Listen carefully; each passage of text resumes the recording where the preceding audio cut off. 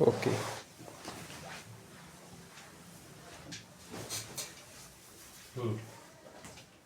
तो आज देखेंगे इलेक्ट्रिक चार्ज को।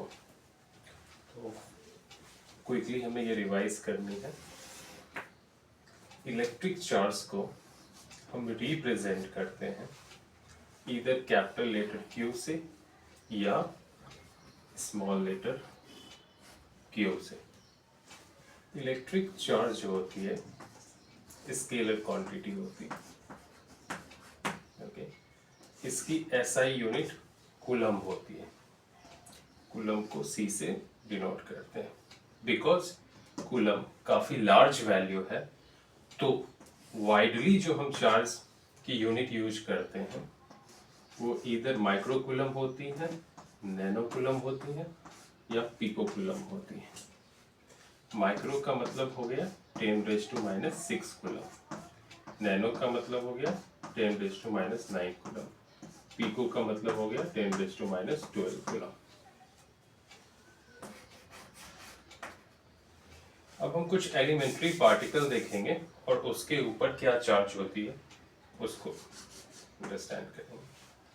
तो 3 एलिमेंट्री पार्टिकल्स होते हैं, फंडामेंटल पार्टिकल्स होते हैं। ओके, इलेक्ट्रॉन,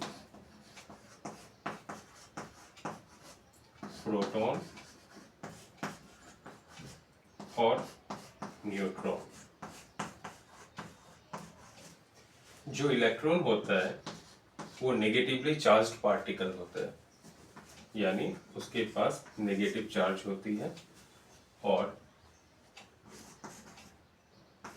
चार्ज होती है प्रोटॉन के पास पॉजिटिव चार्ज होती है,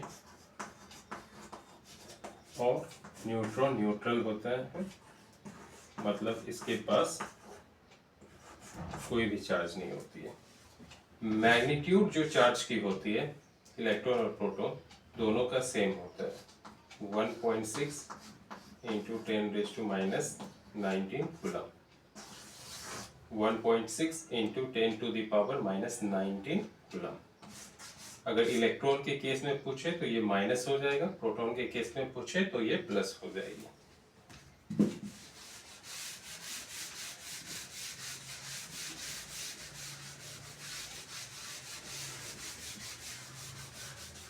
एक और पार्टिकल है जो काफी इंपॉर्टेंट है, उसे हम डील करेंगे।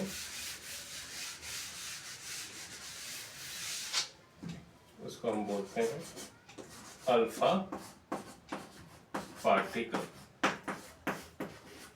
ठीक है, अल्फा पार्टिकल बेसिकली होता क्या है, हीलियम एटम की न्यूक्लियस होती है। मतलब अगर एक हीलियम एटम है उसके पास कितने इलेक्ट्रॉन होते हैं, 2 इलेक्ट्रॉन होते हैं। अगर दोनों इलेक्ट्रॉन निकाल दो तो क्या बचेंगे, सिर्फ उसके न्यूक्लियस बचेंगे, और न्यूक्लियस में क्या होती है, 2 यूनिट पॉजिटिव चार्ज होती है। ओके, तो ये जो हीलियम आयन है वही क्या है, अल्फा पार्टिकल। तो ये जो अल्फा पार्टिकल है यानी हीलियम आयन है, इसकी जो मास होगी अगर हाइड्रोजन से कंपेयर करो तो 4 यूनिट होगी।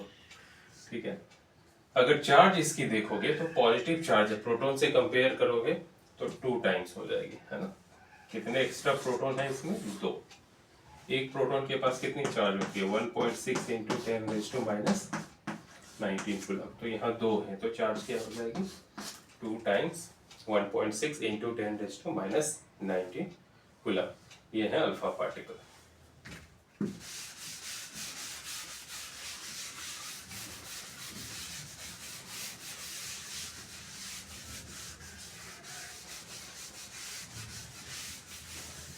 अब हम मास भी देख लेते हैं, इंपॉर्टेंट है।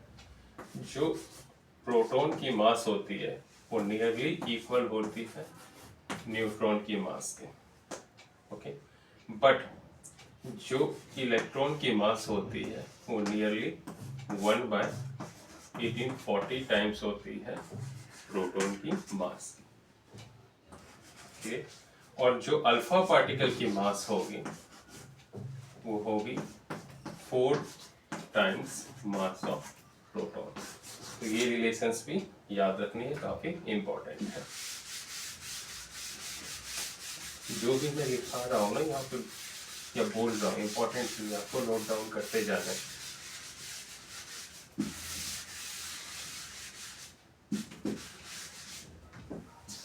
अब इलेक्ट्रिक चार्ज को डिफाइन करना काफी मुश्किल है, ठीक है।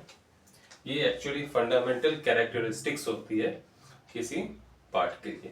जैसे इलेक्ट्रॉनिक पार्टिकल है तो उसके ऊपर चार्ज कितने हैं, -1.6 इंटू 10⁻⁹ कूलम, है ना। तो ये जो -1.6 इंटू 10⁻⁹ कूलम चार्ज है, ये फंडामेंटल कैरेक्टरिस्टिक्स है इलेक्ट्रॉन की, यानी इलेक्ट्रॉन की ये विशेषता है, ओके, आइडेंटिटी कह सकते हो, है ना।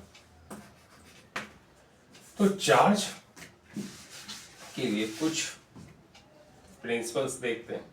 तो जो सबसे पहली आती है, principle of conservation of electric charge, conservation of electric charge. तो जैसे हमने एनर्जी में देखा था, क्या होता है एनर्जी में, एनर्जी को ना क्रिएट कर सकते हो ना डिस्ट्रॉय कर सकते हो, बस उसकी रूप बदल सकते हो, उसके फॉर्म बदल सकते हो। सिमिलरली इलेक्ट्रिक चार्ज को भी, यानी आइसोलेटेड इलेक्ट्रिक चार्ज को आप ना तो क्रिएट कर सकते हो ना ही डिस्ट्रॉय कर सकते हो, यानी टोटल इलेक्ट्रिक चार्ज कंजर्व्ड होगी, कांस्टेंट होगी एक बॉडी की। क्लियर? तो यही था कंजर्वेशन ऑफ चार्ज, यानी चार्ज को आप क्रिएट नहीं कर सकते आइसोलेटेड चार्ज को, और डिस्ट्रॉय भी नहीं कर सकते। चार्ज ट्रांसफर हो सकता है, हाँ, बट चार्ज जो है ट्रांसफरेबल होता है। क्लियर है? तो ये जो ट्रांसफरेबल है, इसी से हम फर्दर स्टडी करेंगे क्वांटाइजेशन ऑफ इलेक्ट्रिक चार्ज। तो देखते हैं वो क्या है।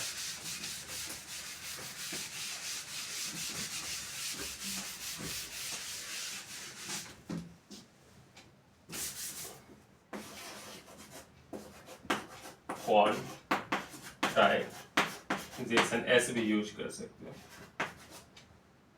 Of electric charge. ये होती क्या, इसको समझेंगे। मान लो ये एक बॉडी है ए, और ये एक बॉडी है बी।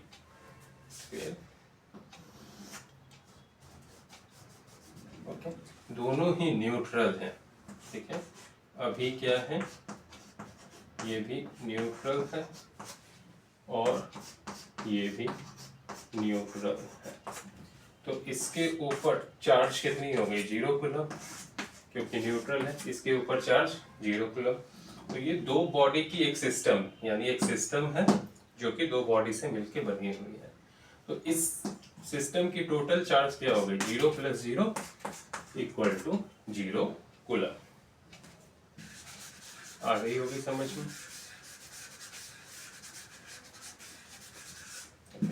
अब हम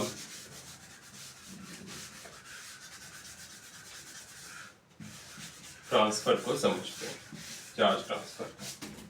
ओके, बॉडी ए से मान लो एक इलेक्ट्रॉन चली गई, एक इलेक्ट्रॉन जो थी बॉडी ए से बॉडी बी में चली गई, तो इसके अंदर डेफिशिएंसी क्रिएट हो गई एक इलेक्ट्रॉन की, है ना। तो अब क्या हो जाएगा, ये पॉजिटिवली चार्ज, क्योंकि यहाँ पे प्रोटॉन की संख्या इलेक्ट्रॉन से ज्यादा है, और इसने बॉडी बी ने एक इलेक्ट्रॉन गेन किया, तो यहाँ क्या हो गया, इलेक्ट्रॉन गेन हो गया बॉडी बी के लिए। तो यहाँ पे क्या हो जाएगी, नेगेटिव चार्ज ज्यादा हो जाएगी, ओके, पॉजिटिव चार्ज से। तो ये जो बॉडी हो गई नेगेटिवली चार्ज हो गई, और ये जो बॉडी है पॉजिटिवली चार्ज है। एक इलेक्ट्रॉन, यानी जितनी एक इलेक्ट्रॉन के पास चार्ज थी उतनी ही एक्स्ट्रा इसको मिला, ओके। और जितनी इसने एक इलेक्ट्रॉन की चार्ज लूज की है, तो इसके पास एक प्रोटॉन की चार्ज एक्स्ट्रा होगा। तो इसके पास चार्ज एक्स्ट्रा कितने हो गए 1.6 इंटू 10⁻⁻19 कूलम, और इसके पास नेगेटिव चार्ज एक्स्ट्रा कितने हो गए -1.6 इंटू 10⁻⁻19 कूलम। तो एक इलेक्ट्रॉन के ट्रांसफर से आप देख सकते हो ये बॉडी चार्ज हो गई और ये भी बॉडी चार्ज है, करेक्ट। बट क्या सिस्टम के पास टोटल चार्ज है? नहीं। Total charge of the system क्या हो जाएगी, ये प्लस है उतनी ही माइनस ऐड करेंगे तो क्या हो जाएगा 0 कूलम, यानी कंजर्वेशन ऑफ चार्ज यहाँ पे वैलिड है।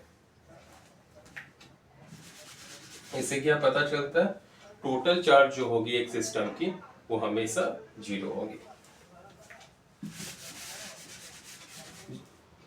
यानी न्यूट्रल होगी। क्लियर? इस केस में अदरवाइज जो कंजर्वेशन ऑफ चार्ज है उसमें क्या होता है, टोटल चार्ज कंजर्व्ड होती है।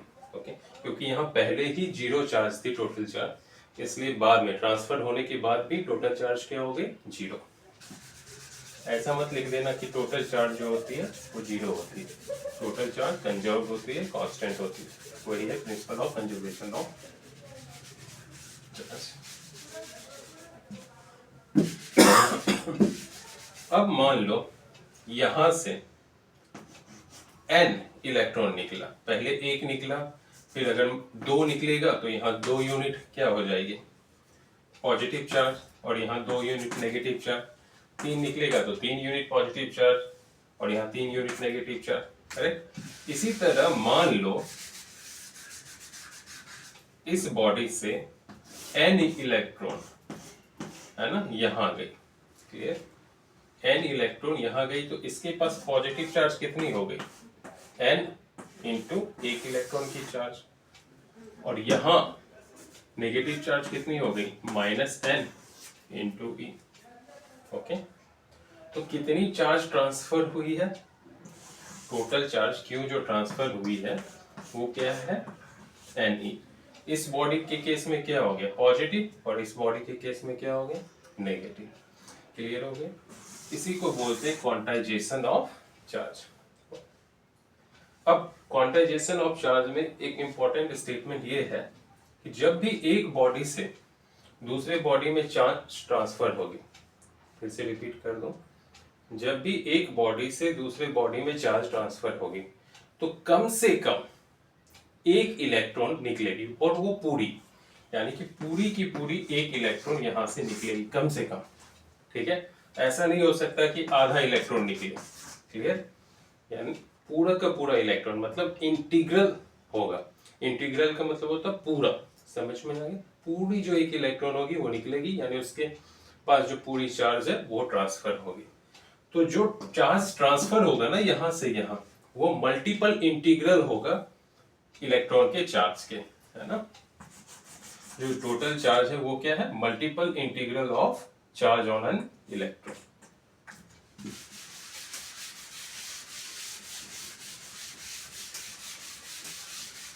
तो मैं कुछ चार्ज देता हूं, आप बताना ये पॉसिबल है या नहीं है। मेरे पास एक चार्ज है 3.2 इंटू 10⁻⁻19 कूलम। क्या ये चार्ज पॉसिबल है? हाँ पॉसिबल है। क्यों? क्योंकि अगर आप इसको इलेक्ट्रॉन के चार्ज से डिवाइड करोगे, है ना, तो ये क्या मिल रहा है, इंटीग्रल मिल रहा, होल नंबर मिल रहा है। तो ये जो चार्ज है 3.2 पॉसिबल है। बट क्या 3.3 पॉसिबल था? नहीं, क्योंकि 2 पॉइंट समथिंग मिल रही है। क्लियर? तो ये जो चार्ज है वो पॉसिबल नहीं है। क्या 2.9 पॉसिबल था? ये भी नहीं पॉसिबल। क्लियर? तो कौन सी चार्ज पॉसिबल होगी? अगर उस चार्ज को आप इलेक्ट्रॉन के चार्ज से डिवाइड करो और उसकी वैल्यू होल नंबर आए तो समझ लेना कि वो चार्ज पॉसिबल है, ये चार्ज ट्रांसफर होना पॉसिबल है, अदरवाइज पॉसिबल नहीं है।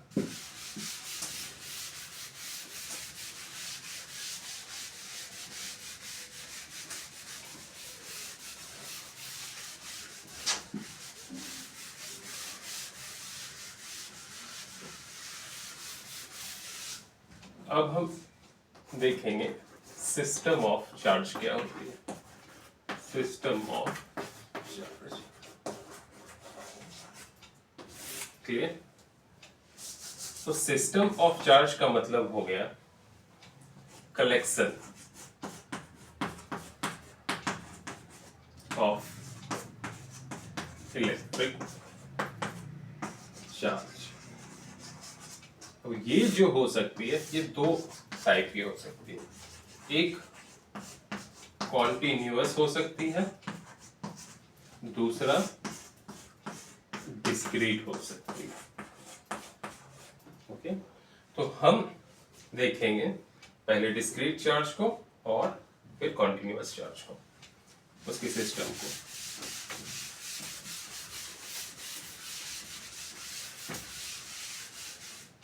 तो सबसे पहले हम टू चार्ज का एक सिस्टम लेते हैं।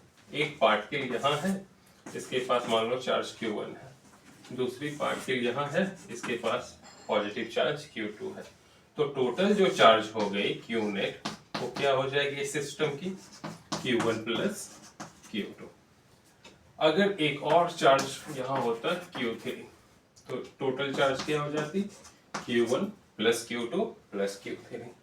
तो ये बिकॉज स्केलर है और हम इसको ऐड कैसे करते हैं, जैसे नॉर्मल अलजेब्रा में हम एडिशंस परफॉर्म करते हैं, ठीक उसी तरीके से।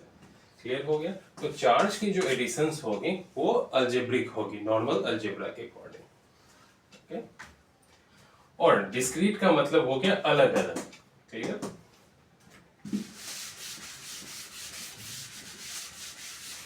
अब कॉन्टिन्यूअस देखेंगे।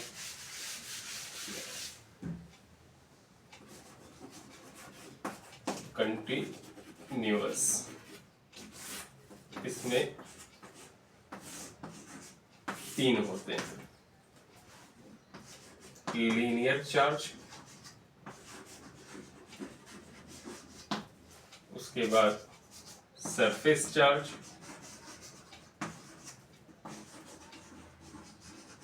उसके बाद वॉल्यूम चार्ज।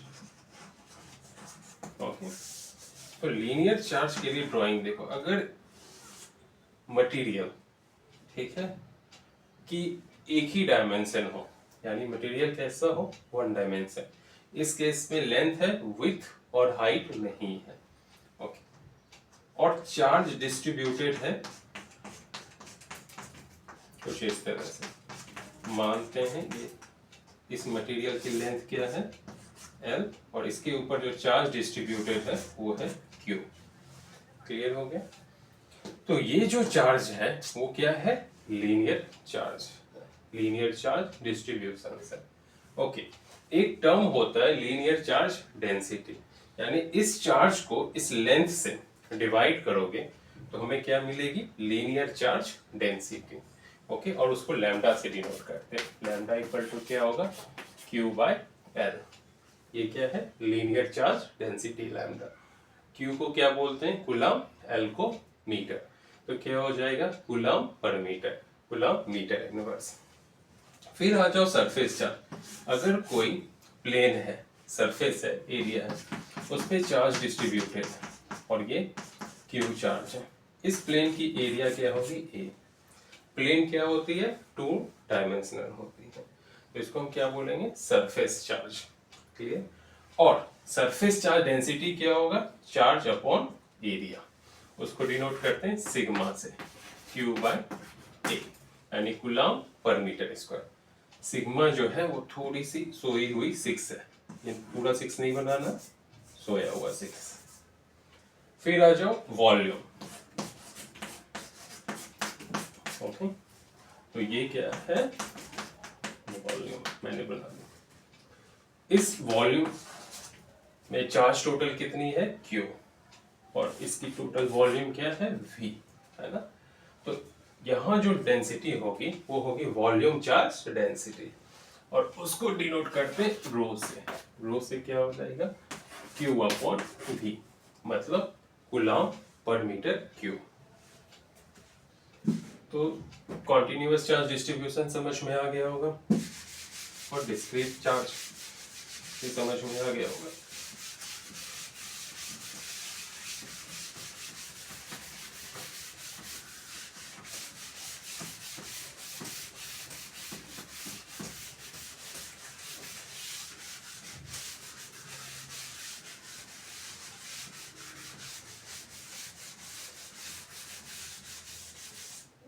देखते हैं आगे क्या है।